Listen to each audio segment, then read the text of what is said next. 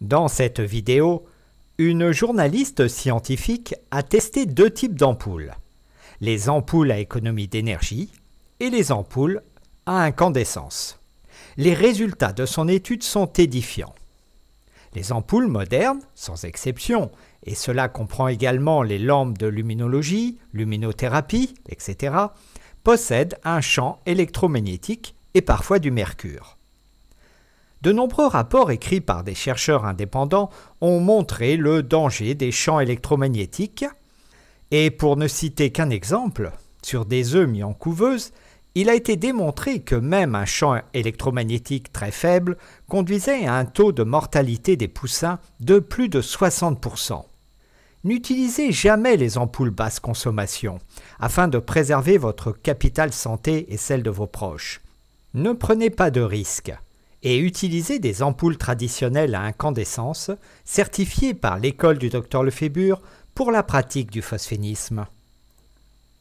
Bonjour, je suis Annie Lobé, journaliste scientifique, et je voulais vous montrer les champs magnétiques émis par deux types d'ampoules disponibles sur le marché, les ampoules à incandescence et les ampoules basse consommation.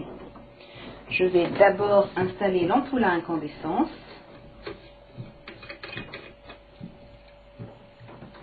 Pour réaliser la mesure, j'utilise le Gauss-mètre de Monitor Industries qui mesure le champ magnétique de 50 Hz. Il est composé d'un cadran, que voici, et d'une boucle qui sert de capteur.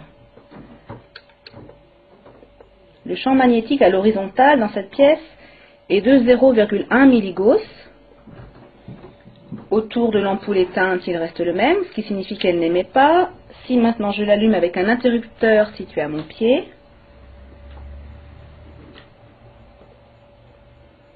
pas de changement, pas d'émission. Si maintenant je remplace cette ampoule à incandescence par une ampoule basse consommation,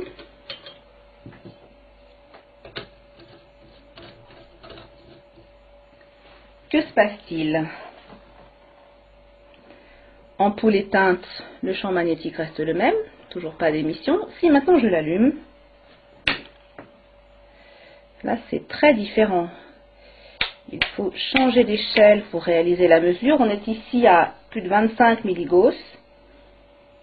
Si je l'éteins, ça redescend. Toutes les ampoules basse consommation émettent des champs magnétiques. Voici les résultats de mesure que j'ai effectués au salon Bio Marjolaine en novembre 2008. Il y avait 3 stands qui proposaient ces ampoules, l'essentiel, Interlux et Bien-être matériaux. Sur le stand de l'essentiel, 2 modèles, un qui émet 10 milligauss et l'autre avec ioniseur 75 milligauss. Sur le stand Interlux, un modèle qui émet 50 milligauss. Et sur le stand Bien-être matériaux, 2 modèles, dont l'un, soi-disant blindé anti-radiation, émet 125 milligauss et le modèle non blindé 150 milligauss. Pourquoi l'émission de champs magnétiques par ces ampoules basse consommation est-elle un problème? Eh bien parce que ces champs magnétiques ont été classés parmi les cancérogènes possibles par l'Organisation mondiale de la santé et l'Agence internationale de recherche sur le cancer qui a publié en 2002 une monographie sur les champs électriques et magnétiques qui se concluait par la phrase suivante: les champs électromagnétiques de fréquence extrêmement basse sont des cancérogènes possibles pour l'homme. Groupe 2B. Vous voyez, c'est écrit en anglais. Ce document n'a été publié malheureusement qu'en anglais. Ce qui a été publié en français, c'est une autre information sur ces ampoules, le fait qu'elles contiennent du mercure. Publié depuis octobre 2003 par Environnement Magazine, dans un hors-série qui contenait un article sur ces ampoules, qui incitait à consommer ces ampoules, mais se concluait quand même par la phrase suivante: seul bémol, elles contiennent un peu de mercure, un métal toxique, et doivent donc être jetées en tant que déchets dangereux. Le fait qu'elles contiennent du mercure pose également problème quand vous cassez par inadvertance une ampoule chez vous. Donc elles émettent des basses fréquences, elles contiennent du mercure et elles émettent également des radiofréquences, ces ampoules. Voici les résultats de mesure effectué par le CRIREM, le Centre de recherche et d'information indépendante sur les rayonnements électromagnétiques. Pierre Leruse a mesuré des radiofréquences jusqu'à 200 volts par mètre, alors que la valeur limite en vigueur est de 27 volts par mètre. Ce qui signifie que ces ampoules ne sont même pas réglementaires. J'avais publié un article dans Pratique de santé le 15 juillet 2008, un article que vous pouvez d'ailleurs lire sur le site Santé publique édition. La source de cet article, c'était ça, les cahiers techniques numéro 205, l'alimentation des circuits d'éclairage, rédigés par deux ingénieurs de Schneider Electric, Jacques Chenek et Marc Vernet, qui expliquaient, dessin à l'appui, comment fonctionne le ballast électronique de ces ampoules qui sont en fait des mini-usines d'éclairage. Des mini-usines qui émettent donc des basses fréquences, des radiofréquences et contiennent du mercure.